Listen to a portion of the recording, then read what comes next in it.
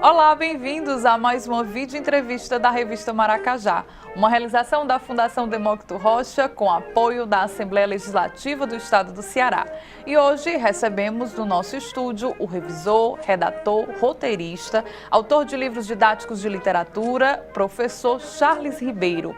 Ele que é doutor em letras pela Universidade Federal do Ceará e que atuou como coordenador do projeto de extensão O Entrelugar na Literatura Cearense.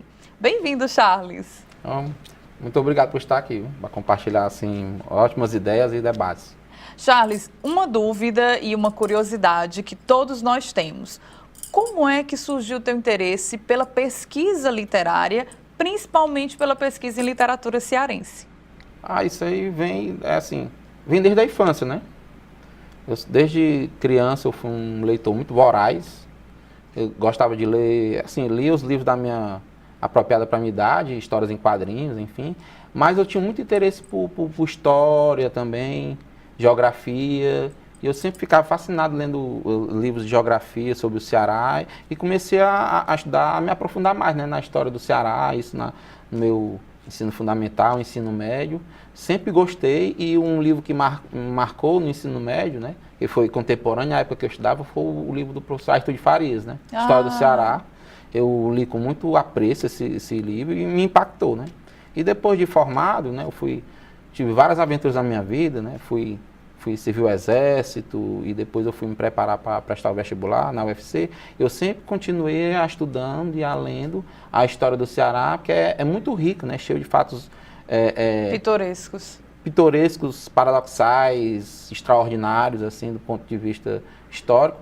E um ponto que me chamava a atenção era esse conturbado século XIX aqui no Ceará, nessa formação, esse crescimento da cidade de Fortaleza, né, o período imperial e depois o período republicano cheio de lutas, né, e a questão da seca sempre presente, né, que não assolava somente o interior do estado, mas reverberava também na capital cearense. E nesses estudos e leituras que eu fazia, um personagem me chamou a atenção, né, que é um personagem muito controverso, né, tido como santo e apreciado por outros, sendo negativo para outras pessoas, que é o Padre Cícero.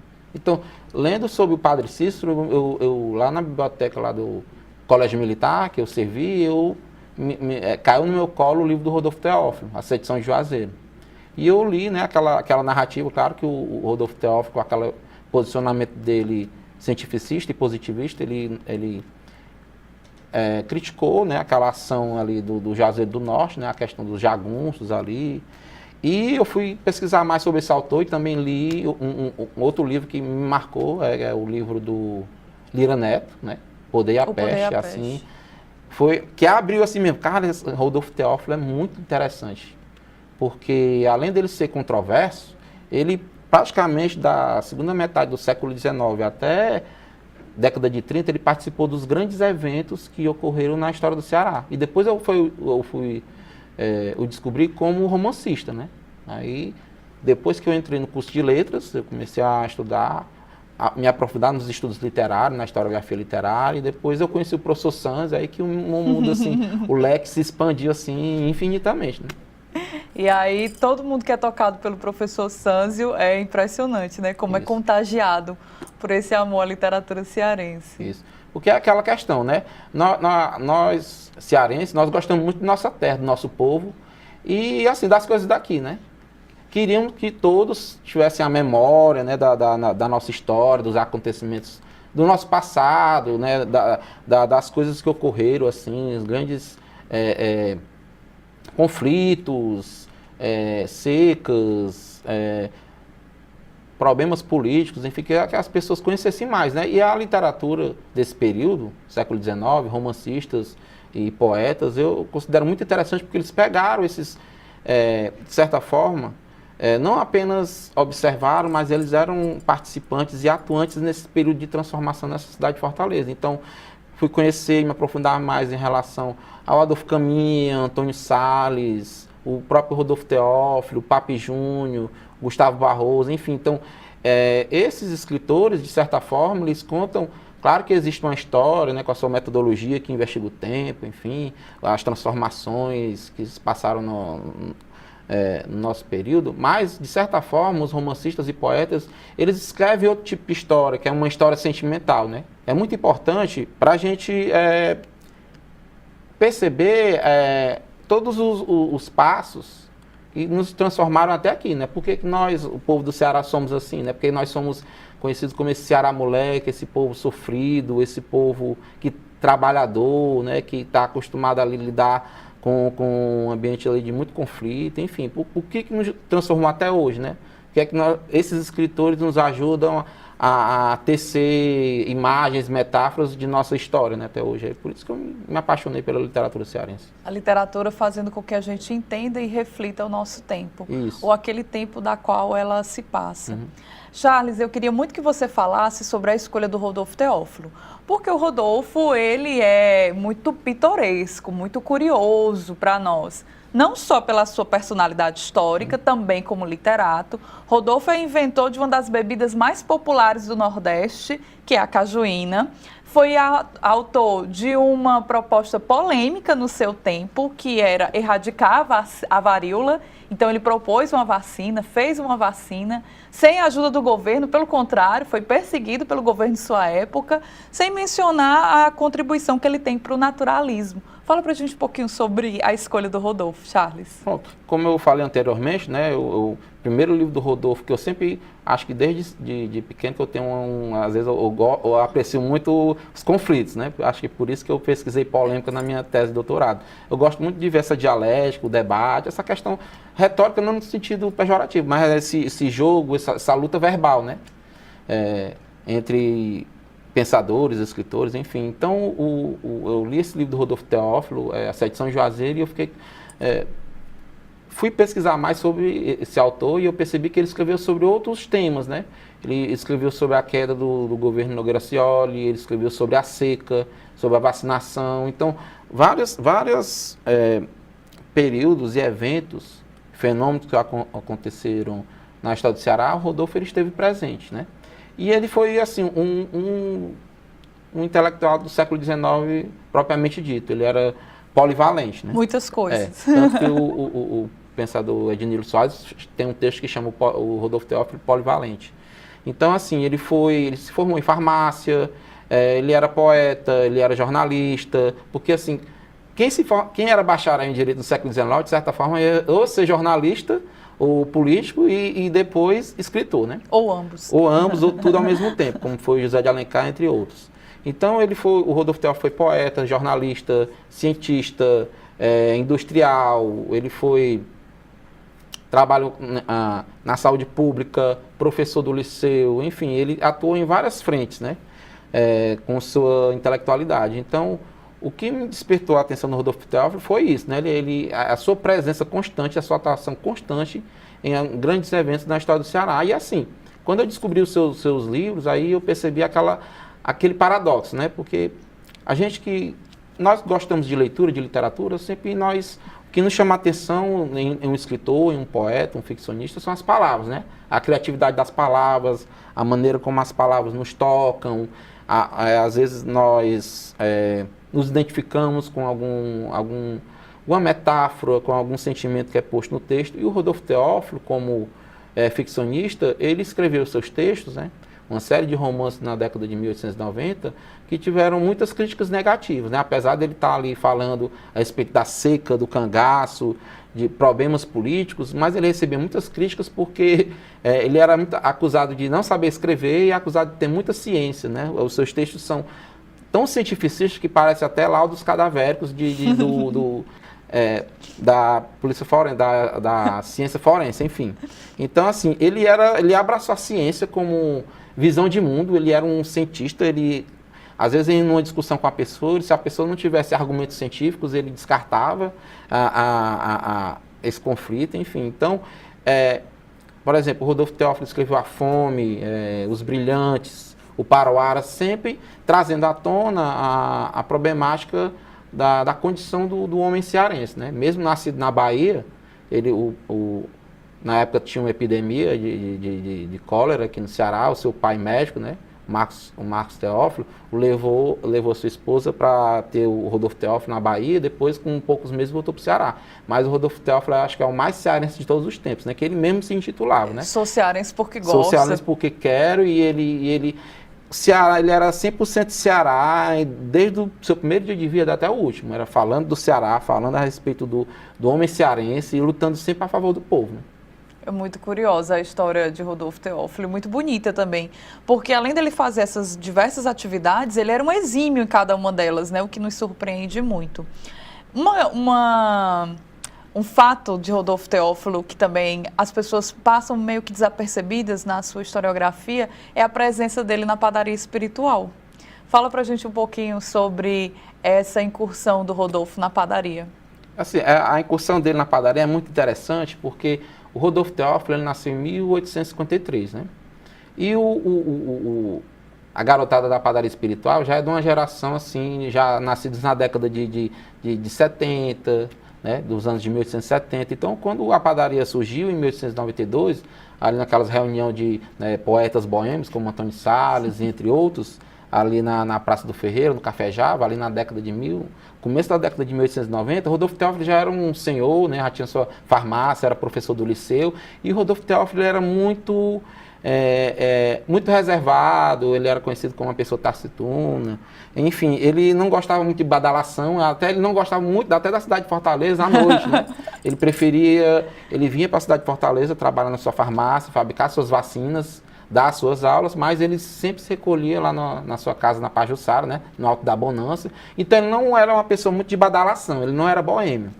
Mas quando a padaria espiritual surgiu, né, tentando agitar, porque assim, é interessante a padaria espiritual como um movimento que tentou aliar essa irreverência à vida literária de Fortaleza, a poesia, mas assim, há um movimento histórico, que, por exemplo, desde a década de 1870, que há tentativas de grupos literários aqui no Ceará. O próprio Leonardo Mota, né, no seu livro A Padaria Espiritual, ele lista mais de 100 grupos e agremiações literárias aqui no Ceará, que às vezes ele mesmo falou que, ele ou o próprio Antônio Salles falou que agremiações literárias no Ceará era uma mania, né? Então tinham muitos escritores, poetas, às vezes eram cacheiros, médicos, advogados, se reuniam para ler sobre literatura, debater literatura. Então, na década de 70, nós tivemos a Academia Francesa, que eram bacharéis, que ficavam debatendo sobre positivismo, cientificismo.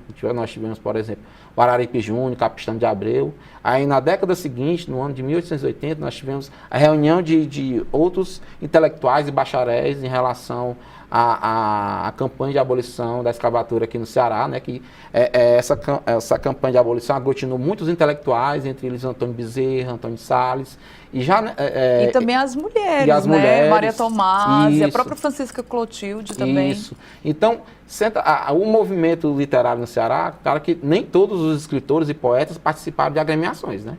E, por exemplo, o próprio Dulo Barreira fala, né?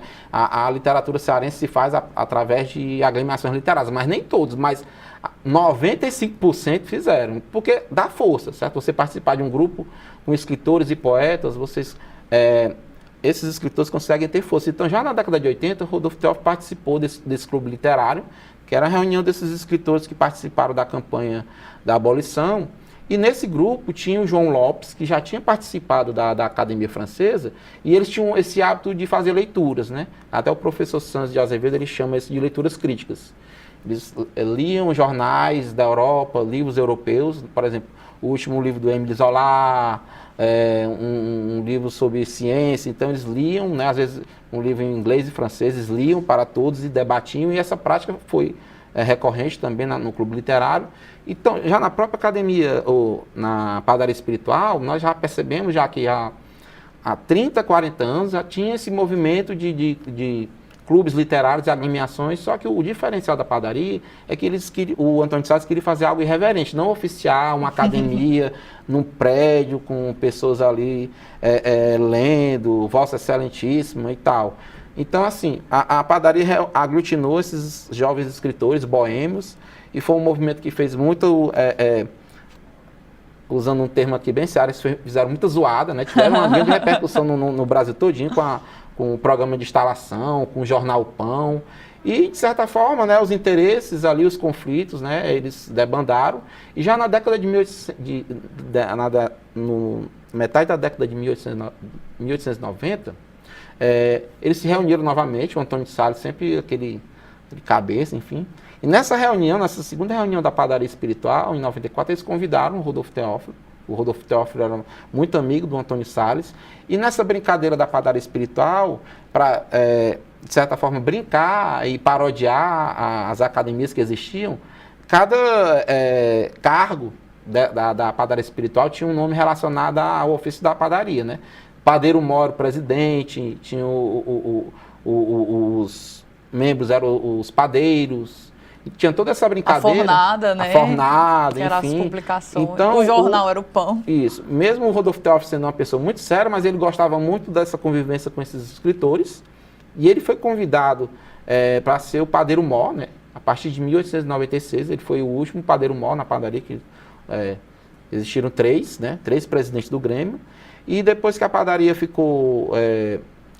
eles perderam, eles sempre alugaram locais para fazer as reuniões, mas quando o Rodolfo Teófilo assumiu como padeiro mor, as fornadas começaram a ser na casa do próprio Rodolfo, né? E como ele, né, o criador da cajuína, tinha muita cajuína, né? Infelizmente não tinha nenhuma aguardente, né? Que ele era contra o alcoolismo, o álcool, né? E a esposa dele serviam bolinhos, enfim. Então, a atuação de Rodolfo Teófilo na padaria foi muito importante, porque eles tinham o jornal Pão, né, que foi publicado até em 1896, tiveram 36 números, né, que foi muito bem estudado pelo professor Sanzio de Azevedo. E o interessante com o Rodolfo Teófilo é que ele publicou textos científicos e publicou capítulos de seus romances. Ele publicou tanto capítulos dos Brilhantes, que ele publicou em 1895, e depois publicou capítulos de um livro que era no jornal Pão. Os capítulos eram a história de um rapto, e depois se transformou no romance Maria Rita, de 1897.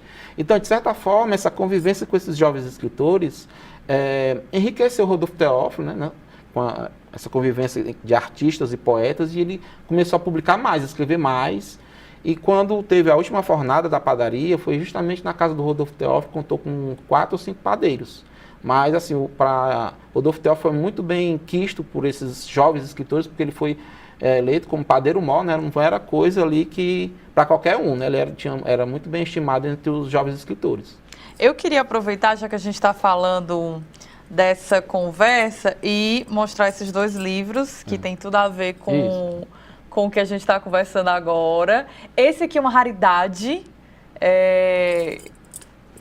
muito bem conservado, do Leonardo Mota, falando sobre a padaria espiritual. A gente vai mostrar mais detalhes dessa publicação.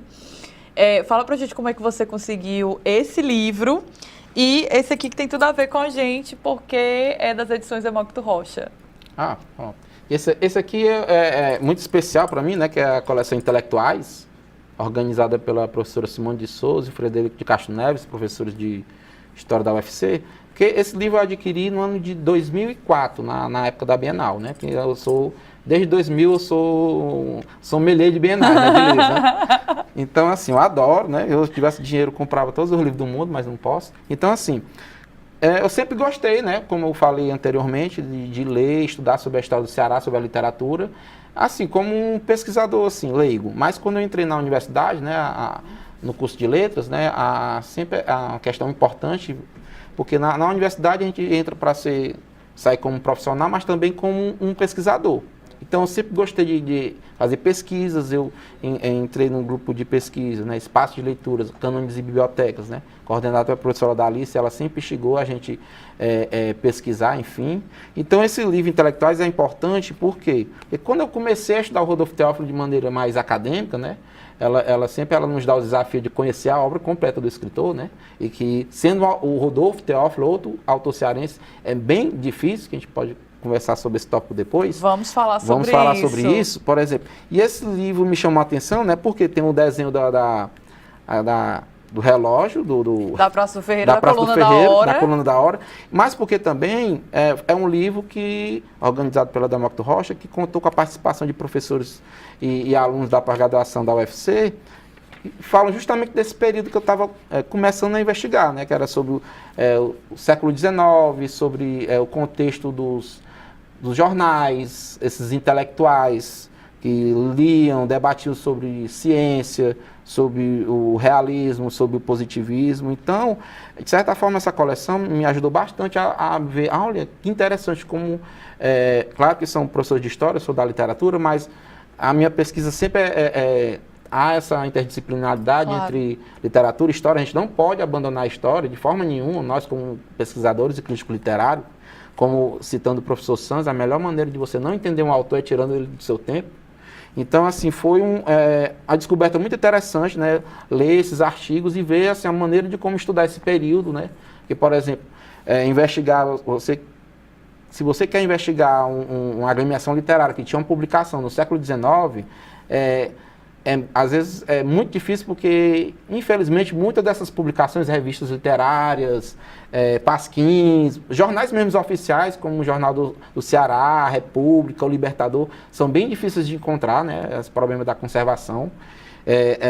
Felizmente, a biblioteca pública nós temos um acervo muito bom, né, apesar de ter alguns exemplares de jornais que já foram danificados, que só existem em microfilme, e também a hemeroteca digital da Fundação da Biblioteca Nacional, também tem muita coisa do Ceará. Acho que eles têm mais de 100 periódicos digitalizados e é uma fonte muito boa de pesquisa. Então esse livro foi importante para mim, eu como um graduando, um pesquisador dessa área de literatura cearense, foi um marco para mim porque me permitiu aprender a fazer pesquisa, a ver esse contexto histórico. E o livro do Leonardo Mota é assim, uma raridade, porque o professor Sanzio sempre nos falou, né, que eu tive a honra de ser aluno do professor Sanzio 2 vezes, e ele nos contava que o interesse dele na padaria espiritual, que isso né, eu não posso deixar de falar isso, o professor Sanzio é o maior pesquisador da padaria espiritual que existe na face da Terra, né, que está o universo. E o próprio Sanzio, né, ele como um jovem também pesquisador, ele teve seu ídolo, né, e ele citou na aula que ele ficou fascinado pela padaria espiritual justamente por esse livro do Leonardo Mota. Claro que ele tem alguns problemas, equívocos históricos que o próprio professor Sanzio na segunda edição, né, na UFC ele coloca algumas notas de rodapé, enfim, mas esse livro do Leonardo Mota é assim, sensacional, né, que foi o primeiro pesquisador de peso a escrever um livro só sobre a padaria espiritual, que ganhou um certo renome na época, né, um livro de 1938, e o Leonardo Mota, assim como depois eu fui investigar na minha pesquisa de mestrado e doutorado, essa vinculação entre o escritor cearense e o seu contexto de educação, de leitura, de literatura, essa questão do suporte, que, por exemplo, muito difícil, por exemplo, aqui no Ceará não existiam editoras, né, como existe no São Paulo, Rio de Janeiro, muitas obras cearenses, no caso do próprio Rodolfo Teófilo, do Antônio de Sá, foram publicadas em Portugal. Então, Leonardo Mota falou dessa movimentação, dessa vida literária que existia aqui em Fortaleza e também em outras cidades, né, como Baturité, Sobral, do Crato. O Ceará era como é que eu posso dizer, um celeiro vivo de poetas, escritores, gente com fome de ler, né? Por isso que o Oliveira Paiva falou que a solução para o homem, né, não só o cearense, mas do Brasil, enfim, é o livro e a palavra em ação. Né? É isso. Bom, eu espero que com esse bate-papo com o Charles Ribeiro, você tenha também se apaixonado pela pesquisa literária e tenha percebido duas falas importantes que eu acho que a gente precisa destacar. A necessidade do mercado editorial na republicação dessas obras que são tão importantes para a literatura brasileira e também como um livro e o contato com o livro pode transformar a nossa vida e fazer com que nós todos sejamos também aí pesquisadores, leitores ávidos por conhecer um pouco mais da nossa terra, da nossa tradição, dos nossos escritores. Por hoje é só, mas teremos ainda muito mais. Não deixe de conhecer e ler todas as edições da revista Maracajá.